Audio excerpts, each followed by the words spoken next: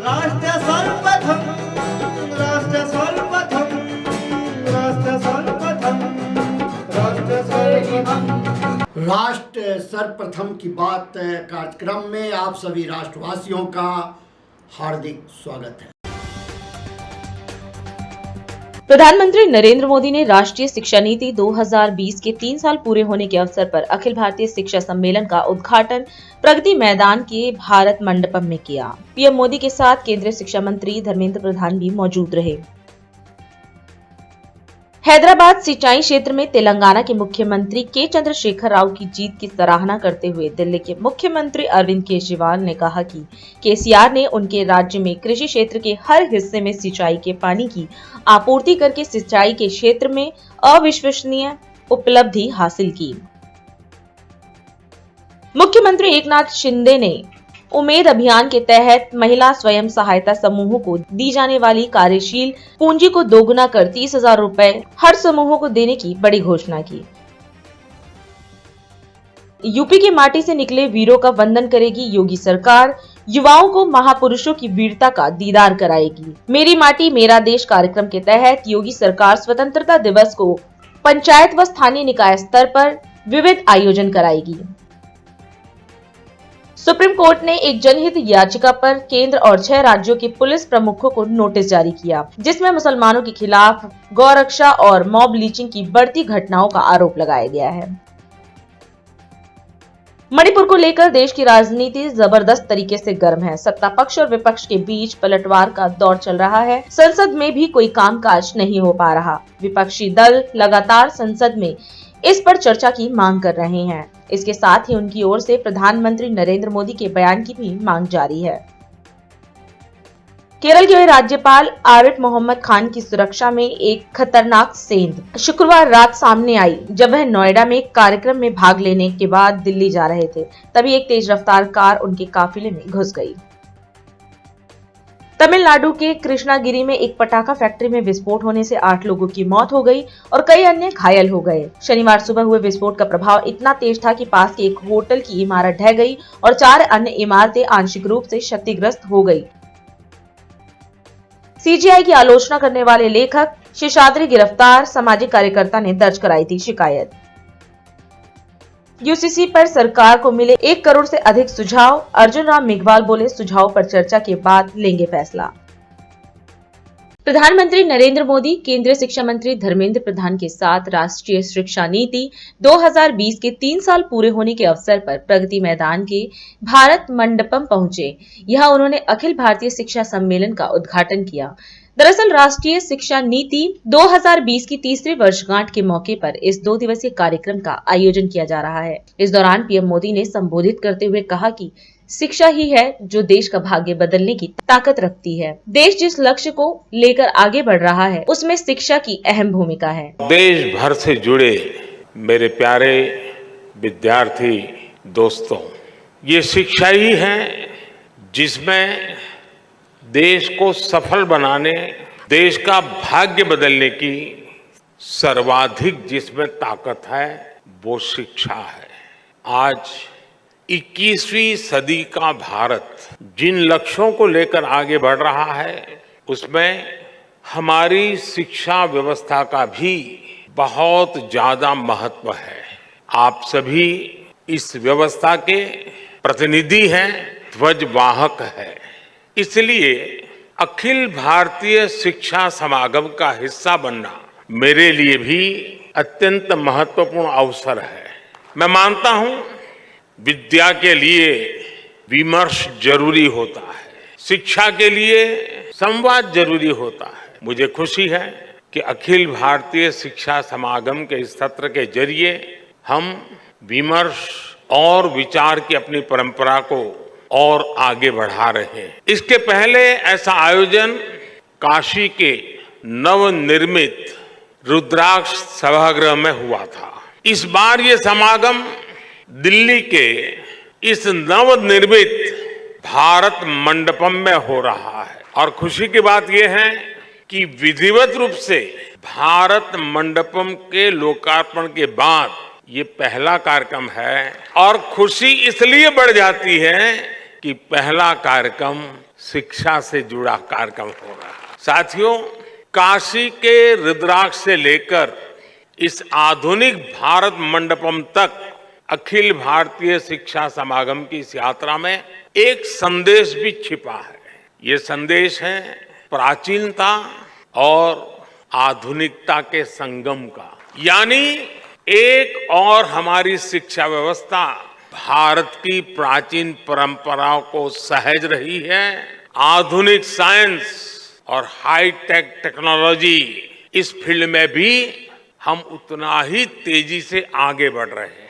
मैं इस आयोजन के लिए, शिक्षा व्यवस्था में आपके योगदान के लिए आप सभी साथियों को शुभकामनाएं देता हूं, साधुवाद देता हूं। संयोग से आज हमारी राष्ट्रीय शिक्षा नीति के 3 साल भी पूरे हो रहे हैं। देश भर के बुद्धिजीवियों ने, एकेडमिशियंस ने और टीचर्स ने इसे एक मिशन के रूप में लिया और आगे भी बढ़ाया। मैं आज इस अवसर पर उन सभी का भी धन्यवाद करता हूं, उनका आभार प्रकट करता हूं। हमें भविष्य पर नजर रखनी होगी, हमें फ्यूचरिस्टिक माइंडसेट के साथ सोचना होगा, हमें बच्चों को किताबों के दबाव से मुक्त करना होगा। आज हम देख रहे हैं कि एआई जैसी टेक्नोलॉजी, आर्टिफिशियल इंटेलिजेंस, जो कल तक साइंस फिक्शन में होती थी, वो अब हमारे जीवन का हिस्सा बन रही है।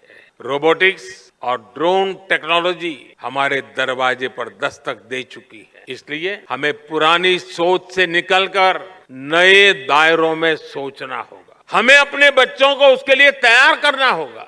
मैं चाहूंगा कि हमारे स्कूलों में फ्यूचर टेक से जुड़े इंटरेक्टिव सेशन आयोजित हो, डिजास्टर मैनेजमेंट हो, क्लाइमेट चेंज हो या क्लीन एनर्जी जैसे विषय हो। हमारी नई पीढ़ी को हमें इनसे भी रूबरू कराना होगा। ये कालखंड उन युवाओं के हाथ में है जो आज आपके पास ट्रेनिंग ले रहे हैं, जो आज आपके पास तैयार हो रहे हैं, वो कल देश को तैयार करने वाले हैं। और इसलिए मेरी आप सबको बहुत बहुत शुभकामनाएं, बहुत बहुत धन्यवाद। तमिलनाडु के रामेश्वरम में डॉक्टर एपीजे अब्दुल कलाम की पुस्तक यादें कभी नहीं मरती का विमोचन किया गया।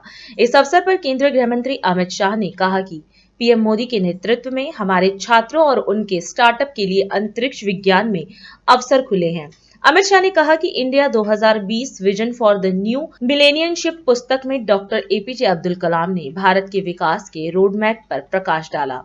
अमित शाह ने कलाम की किताब में लिखी 3 बातों का जिक्र करते हुए कहा कि भारत को अपनी क्षमता पहचाननी चाहिए, प्रौद्योगिकी आधारित अर्थव्यवस्था विकसित करनी चाहिए और कृषि और उद्योग तथा शहरों और गांवों के बीच संतुलन विकास सुनिश्चित करना चाहिए। सबसे पहले तो अभी डॉक्टर एपीजे अब्दुल कलाम की पुण्यतिथि गई है। 27 तारीख को उनकी पुण्यतिथि होती है, हम सब जानते हैं। पूरा जीवन जिन्होंने पढ़ने और पढ़ाने में व्यतीत किया, उनकी अंतिम सांस भी मेघालय में विद्यार्थियों को पढ़ाते पढ़ाते गई। ये उनके कमिटमेंट की एक निशानी है। मैं आज एक महान राष्ट्रभक्त, महान वैज्ञानिक और पीपल्स प्रेसिडेंट श्री अब्दुल कलाम जी को हृदय से श्रद्धांजलि देना चाहता हूँ। डॉक्टर साहब का नाम आते ही देश भर के बच्चे और विद्यार्थियों के मुंह पर एक मुस्कान आ जाती है। वो मुस्कान देश के उज्जवल भविष्य के सपने जो अब्दुल कलाम जी ने हमें दिखाए, इसकी आशा की मुस्कान है, उसकी जोश की मुस्कान है और देश को आगे बढ़ाने के जुनून की मुस्कान होती है। और मैं मानता हूं वो मुस्कान में देश का भविष्य समाहित है। भारत रत्न प्राप्त करने वाला रामेश्वरम का ये महान बेटा इतना सादा, इतना सरल था कि हमारे गुजराती अखबार में एक घटना छपी थी कि भारत रत्न लेने के लिए जब अब्दुल कलाम जी राष्ट्रपति भवन पहुंचे तब वो बड़े नर्वस थे, क्योंकि उनको सूट पहनने की आदत नहीं थी और टाई में वो कंफर्ट फील नहीं करते थे। और एक ही साल में रॉकेट और अंतरिक्ष के क्षेत्र में भारत को कई सिद्धि दिलाने वाले वैज्ञानिक अब्दुल कलाम ने 1998 में देश के सामने देश के भविष्य के लिए अपना विजन रखने का काम किया। India 2020 vision for the new millennium, ये पुस्तक में अब्दुल कलाम जी ने भारत के भविष्य को, भारत के विकास की रोड मैप को रेखांकित करने का काम किया।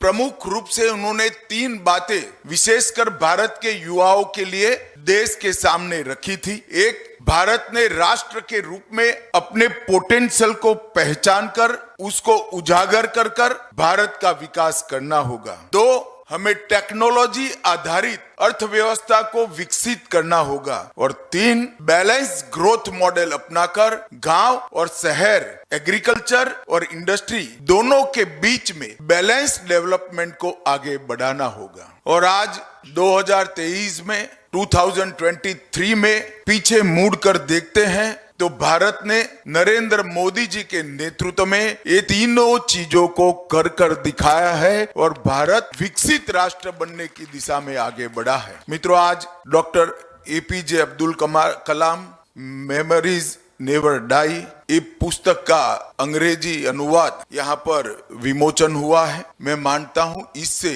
पूरे देश भर के वाचकों को अब्दुल कलाम जी को जानने का, समझने का और उनका अनुसरण करने का मौका निश्चित रूप से मिलेगा। मित्रों, ये पुस्तक कई चीजों को समाहित करता है। एक और तो भारतीय रॉकेटरी का सुंदर इतिहास इसके अंदर है, दूसरी ओर साइंस और टेक्नोलॉजी और इनोवेशन का भारतीय इतिहास बहुत अच्छे से व्याख्यायित करता है। भारतीय राजनीति और प्रशासनिक प्रणाली का भी सुंदर निरूपण इसके अंदर हुआ है। और अब्दुल कलाम जी ने जो नींव स्पेस टेक्नोलॉजी के क्षेत्र में डाली थी, आज हम सब गर्व कर सकते हैं मोदी जी के नेतृत्व में 55 space craft mission, 50 launch vehicle mission, 11 student द्वारा सैटेलाइट, एक एटमॉस्फेरिक रे एंट्री मशीन और 104 उपग्रह एक साथ छोड़ने जैसी सिद्धि आज भारत के नाम पर विश्व के अंदर अंकित हो चुकी है। और आज मोदी जी के नेतृत्व में अंतरिक्ष विज्ञान के द्वार हमारे छोटे छोटे बच्चों के लिए, इनके स्टार्टअप के लिए, युवाओं के लिए खुले हैं। और मुझे भरोसा है कि जो स्वप्न अंतरिक्ष साइंस के लिए अब्दुल कलाम जी ने देखा था, मोदी जी के ये इनोवेशन के लिए, मोदी जी की नई शुरुआतों के कारण वो स्वप्न जरूर सिद्ध होगा और अंतरिक्ष के क्षेत्र में भारत पूरे विश्व का नेतृत्व करेगा। छत्तीसगढ़ के लिए आज बड़ा दिन। मुख्यमंत्री भूपेश बघेल ने छत्तीसगढ़ को ऊर्जा के क्षेत्र में नई ऊंचाई प्रदान करने हेतु कोरबा जिले में 1320 मेगावाट के super critical thermal power station का शिलान्यास किया। यहां पर 660 मेगावाट की 2 इकाइयां स्थापित होंगी। वर्तमान में छत्तीसगढ़ राज्य विद्युत उत्पादन कंपनी की कुल उत्पादन क्षमता 2978.7 मेगावाट है। राज्य की स्थापना के समय उत्पादन क्षमता 1360 मेगावाट थी। सीएम ने कहा कि वर्तमान में Chhattisgarh zero power cut state बना हुआ है। प्रदेश में तेज गति से हो रहे आर्थिक विकास से बिजली की मांग लगातार बढ़ रही है और भविष्य की आवश्यकताओं को देखते हुए कोरबा में 660 मेगावाट की 2 नई इकाइयों की स्थापना की जा रही है।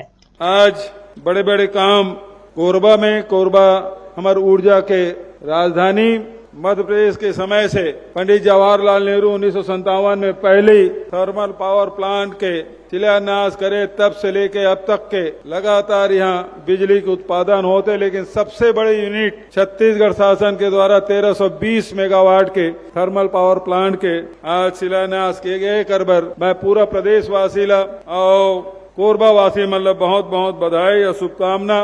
ये 440 यूनिट के बहुत पुराना थर्मल पावर प्लांट इसे जो भारत सरकार डिसमेंटल करेल के से ओकर बाद हम सोचें कि एकर एवज में का किया जाए, तो कैसे 3 गुना बड़े पावर प्लांट यहाँ स्थापित किए जाते। पूरा छत्तीसगढ़ में लगभग 42 लाख परिवार हमन बिजली बिल आधा रेट में दे 400 यूनिट तक के आधा में, और से आज छत्तीसगढ़ सरकार के द्वारा लगभग 4105 करोड़ रुपए की छूट दिए जा चुके हैं। ये राशि छोटे मोटे राशि नहीं, 4105 करोड़। और वही प्रकार से किसान मल्ल हमन जिन छूट दे हैं, जिन 12,397 करोड़ के सब्सिडी ये 4.5 साल में उपलब्ध कराए। तो ये बहुत बड़े राशि जहाँ किसान मल्ल, घरेलू उपभोक्ता मल्ल सरकार के द्वारा दिए गए हैं। तो आज एक विद्युत विभाग लगातार ये मामला में संकल्पित है। आज छत्तीसगढ़ में लगभग 2928 मेगावाट बिजली का उत्पादन होते छत्तीसगढ़ सरकार के द्वारा। अब यह बढ़ के 4300 मेगावाट हो जाए और जैसे कि अभी महाराज साहब अपन बात कहा रही से, अब जन रिन्यूएबल एनर्जी की तरफ हमें जाना है। सोलर तो करबे करते सोलर एनर्जी से, लेकिन वो कर से रात में बिजली नहीं मिला है। जब तक के सूर्यदेव है तब तक के बिजली मिली, लेकिन जहां अंधियार हुई तो फिर ओकर से बिजली उत्पादन बंद हो जाये। वो हिसाब से जब का हमार बांध मन है, ऊपर में एक टका छोटे से रिजर्वायर बना दिया, रिजर्वायर है उन्हें पानी लिफ्ट कर दे, वो पानी ले नीचे ले आ, ओकर से बिजली उत्पादन हुई। तो अभी 5 साइट हम तय करे हैं और में एक राज्य सरकार करी, बचत प्राइवेट सेक्टर में दे के हम फैसला करें। तो ये प्रकार से हमारे लगभग 7,000 से अधिक बिजली हमारे उत्पादन होकर से हुई। तो आने वाला समय में जैसे अभी प्रति व्यक्ति खपत बढ़ा थे, किसान मन के बिजली की खपत बढ़ा थे, औद्योगिकरण हो थे, घर मन में बिजली की खपत बढ़ा थे, वो वाला देखते हुए भविष्य में ये बिजली के उपलब्धता सुनिश्चित हो, बिजली कट नहीं हो, ये बार हमें लगातार प्रयास करना है। अभी समय है एक ब्रेक का, हम चलते हैं ब्रेक पर, आप कहीं जाए नहीं, छोटा सा break. Powered by Kamal Buildtech Private Limited, fulfilling promises. With our professional team and experience of delivering projects, in past we guarantee you peace of mind and top quality work in an affordable price. राष्ट्र सर्वप्रथम की बात कार्यक्रम में break के बाद एक बार फिर आप सभी राष्ट्रवासियों का स्वागत है। आपकी बेटी हमारी बेटी योजना के लाभार्थियों से मुख्यमंत्री मनोहर लाल खट्टर ने विशेष चर्चा की। इस दौरान संबोधित करते हुए सीएम ने कहा कि पीएम मोदी द्वारा बेटी बचाओ बेटी पढ़ाओ अभियान चलाया गया। उन्होंने कहा कि बेटियों को पढ़ाना, बेटियों को आगे बढ़ाना हमारा लक्ष्य है। हमारी सरकार ने बेटियों की पढ़ाई के लिए कई कदम उठाए। इसके साथ ही उन्होंने यह भी कहा कि पिछले कार्यकाल में 71 कॉलेज खोले, जिसमें कुछ कॉलेज केवल बेटियों के लिए ही है। वहीं बेटियों के विवाह के लिए योजना बनाई आपकी बेटी हमारी बेटी, ताकि विवाह के समय बेटियों के माँ बाप पर किसी प्रकार का खर्च का बोझ न आए। 2014 में जब हम सत्ता में आए थे तभी से शुरू हुआ। प्रधानमंत्री जी ने बेटी बचाओ बेटी पढ़ाओ ये अभियान चलाया, पानीपत से एक आह्वान किया और एक बीड़ा हम लोगों ने उठाया। और उस आह्वान के अंतर्गत मुझे प्रसन्नता है कि न केवल सरकार ने बल्कि बहुत सी ऐसी सामाजिक संस्थाएं, चाहे उसमें खाप पंचायतें हों, एनजीओज हों अथवा कुछ धार्मिक सामाजिक संस्थाएं हों, सरकारी विभाग, चाहे वो हमारा होम डिपार्टमेंट है, चाहे हमारा जो बाल विकास महिला बाल विकास विभाग है अथवा स्वास्थ्य विभाग है, इन सब विभागों ने बीड़ा उठाया और हम जो जेंडर रेशो उस समय 870 के आसपास थी उसको बढ़ा करके 923 तक हम लेकर के गए। वर्तमान में भी ये जेंडर रेशो 917 और 923 के बीच ये चल रही है। एक बहुत बड़ी कामयाबी, जो बेटियां गर्भ में मार दी जाती थी उनको बचाने में पूरे सिस्टम ने और ये काम किया है, इससे मेरी संतुष्टि है। अब इसी के साथ मन में भाव पैदा होता है कि जो बेटियां जन्म लेती हैं वो किसी परिवार पर बोझ न बने। इसका हमने जब लोगों के सामने विषय रखा तो मुझे खुशी है कि लोगों ने स्वीकार किया कि बेटी भी हमारी वैसी ही है जैसे हमारा बेटा होता है। बेटे के जन्म पर जैसे कुआं पूजन के कार्यक्रम होते थे, थाली बजाने के कार्यक्रम होते थे, वैसे ही कार्यक्रम बेटियों के जन्म के समय भी होने लग गए। उनके जन्म पर कुआं पूजन हुआ, उनके जन्म पर छत पर चढ़ करके लोग थाली बजाने लगे, खुशियां मनाने लगे। ये सारा विषय भी साथ साथ हुआ है। अब इन बेटियों को बचाने के बाद इनको पढ़ाना, पढ़ाने के बाद इनको आगे बढ़ाना, ये हमारा लक्ष्य। हमने उनकी पढ़ाई के लिए भी व्यवस्थाएं की, स्कूल में, कॉलेज में उनकी कोई फीस ना लगे ये व्यवस्था हमने बनाई। और हर 20 किलोमीटर के अंदर एक कॉलेज जिसमें हमारी बेटी बच्चियां वो पढ़ाई कर सके, ये कॉलेज हमने खोले। हमने पिछले कार्यकाल में कुल 71 कॉलेज खोले हैं, जिसमें लगभग आधे ये केवल बच्चियों के लिए, महिलाओं के लिए, महिला कॉलेज को कह सकते हैं, वो हमने खोले हैं। हम जो लड़के लड़की के भेदभाव को दूर कर सके, और इसके लिए लड़कियों में खास करके एक विषय और ध्यान में आता था कि बच्ची का, जब लड़की का विवाह का समय आता था उस समय एक बहुत बड़ा खर्च माँ बाप के सिर के ऊपर पड़ता था। इसके लिए 2 योजनाएं शुरू की। एक योजना जिसके अंदर थी आपकी बेटी हमारी बेटी, परिवार पर ज्यादा वजन न पड़े, हमने बेटियों की शादी में 31,000 रुपए से लेकर के 71,000 रुपए तक की नगद राशि ये देनी शुरू की है। खास करके जो हमारे बीपीएल परिवार हैं, एससी समाज के परिवार हैं, उनको ये राशि देनी शुरू की। और बेटी के जन्म के समय ही हमने भारतीय जीवन निगम बीमा उनको कहा कि आप एक इंश्योरेंस हमारा बेटी के नाम से करिए, ताकि बेटी की शादी के समय उसको 1 लाख रुपए की सहायता हो जाए। तो हमने हर बेटी के जन्म के समय, खास करके अनुसूचित जाति की जो हमारी बेटियां थी, उनकी पहली बेटी के समय ही 21,000 रुपया और एक मुश्त दे करके उनके नाम से बीमा कराया। और जो बाकी समाज है उनके सबके दूसरे और तीसरी बेटी के समय हमने 21,000 रुपया ये सब जमा कराना शुरू किया।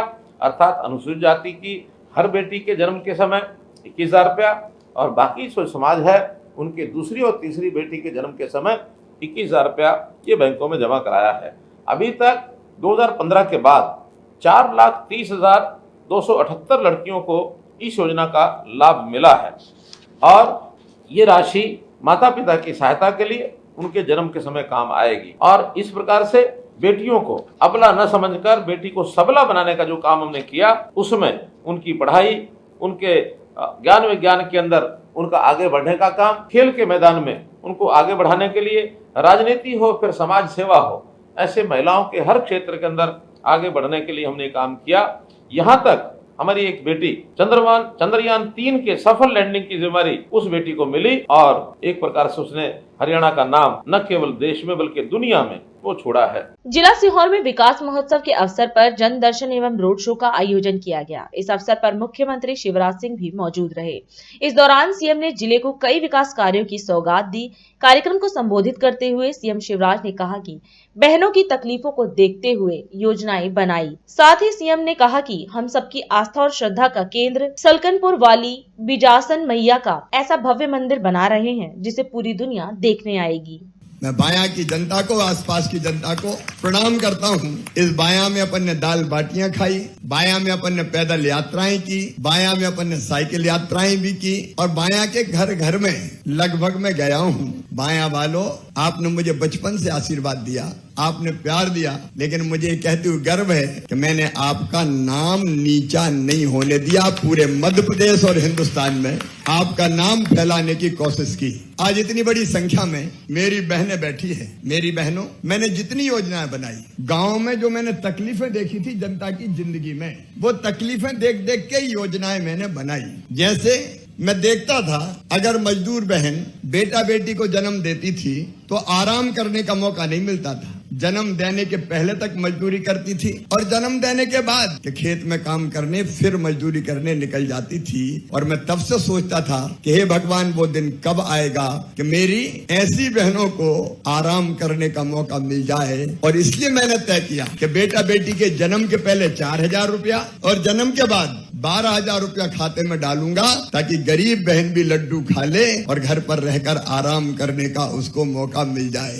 भाइयों और बहनों, में देखता था अगर एक्सीडेंट पे मौत हो जाए तो परिवार तबाह और बर्बाद हो जाता था। कैसे परिवार की जिंदगी चले इसका ठिकाना नहीं रहता था। मैंने संबल योजना इसलिए बनाई कि ऐसे परिवार में भगवान ना करे ऐसी विपत्ति कभी आए, लेकिन अगर आए तो मैंने तय किया कि 4 लाख रुपया पीड़ित परिवार को देंगे ताकि परिवार की जिंदगी की गाड़ी चल जाए। हमारे किसान भाई सूखी खेती करते थे तो जितना बोते थे कई बार उतना नहीं काट पाते थे, और इसलिए मैंने जिद की कि सिंचाई की व्यवस्था हर गांव में करने में कोई कसर नहीं छोड़ूंगा और इसलिए कई सिंचाई की योजनाएं बनाई। मेरी बहनों में देखता था कि पीने के पानी के लिए कई बार बड़ी तकलीफ होती थी। हैंडपंप पे गांव में एक तो मुश्किल से हैंडपंप खुदते थे कांग्रेस के जमाने में, और दिन दिन भर बेटियां बेचारी पानी भरती रहती थी। तब मेरे मन में भाव आता था कि अपने क्षेत्र में कोई ऐसा दिन आएगा कि हैंडपंप के हत्थे से बेटियों को नहीं लटकना पड़े और घर में पीने का पानी नल से पहुंचा दिया जाए। और इसलिए बहनों और भाइयों,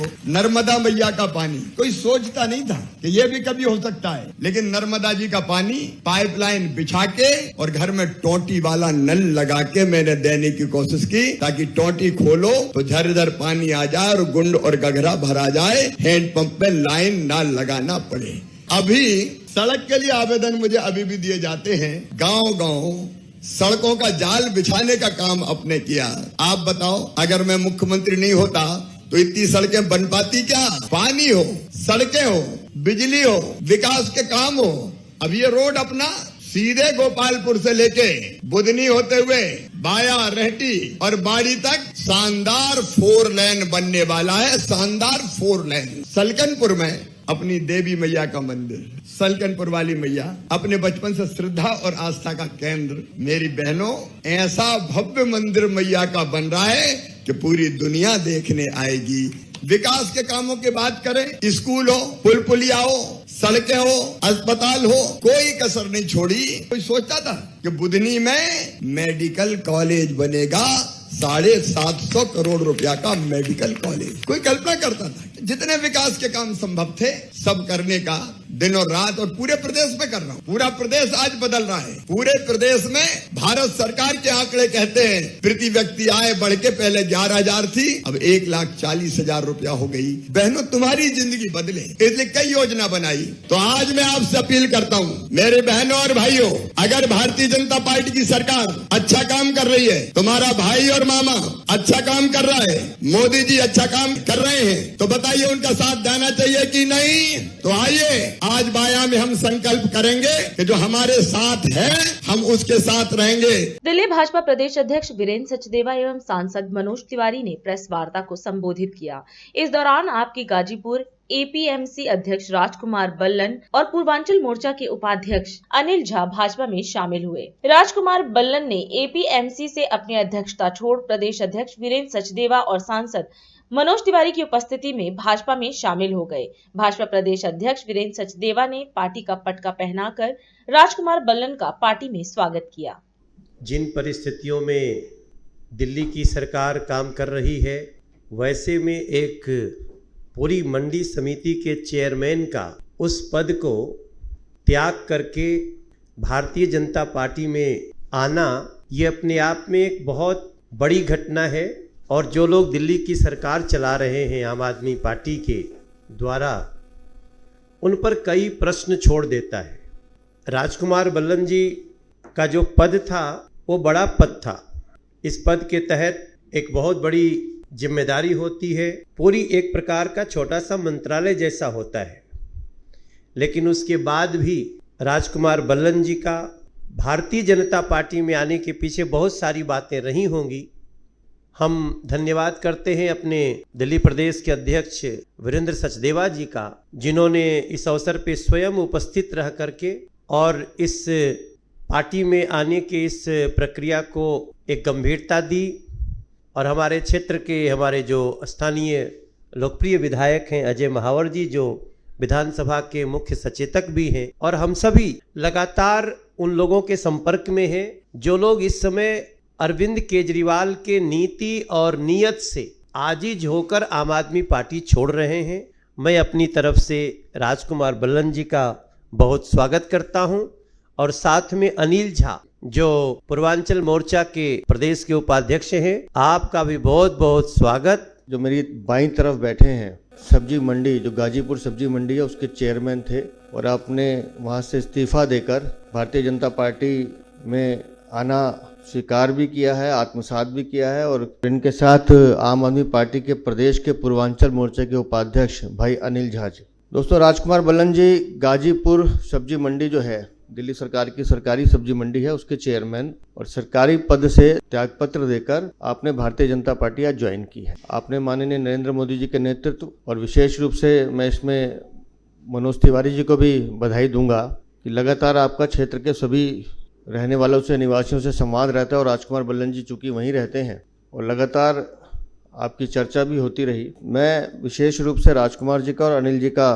पार्टी में स्वागत करता हूं। सर्वप्रथम मैं धन्यवाद करना चाहूँगा दिल्ली प्रदेश भारतीय जनता पार्टी के अध्यक्ष मेरे भाई वीरेंद्र सचदेवा जी का, और अपने लोकप्रिय सांसद पूर्व प्रदेश अध्यक्ष मनोज तिवारी जी का, अजय महावर जी विधायक गोंडा विधानसभा का, जिन्होंने मुझे परिवार में शामिल नहीं की, मेरी जो सेतु का काम किया और मुझे परिवार का हिस्सा बनाया, उसका बहुत बहुत आभार प्रकट करता हूँ।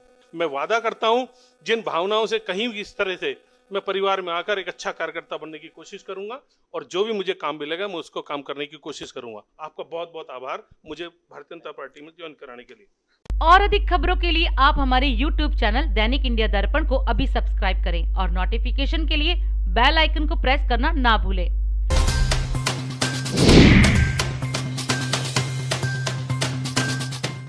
आज हम इस कार्यक्रम में आपसे विदा लेते हैं। आप अन्य खबरों के लिए बने रहे। राष्ट्र सर्वप्रथम, वंदे मातरम, जाग उठा है भारत। राष्ट्र सर्वप्रथम, राष्ट्र सर्वप्रथम, राष्ट्र सर्वप्रथम, राष्ट्र सर्वप्रथम।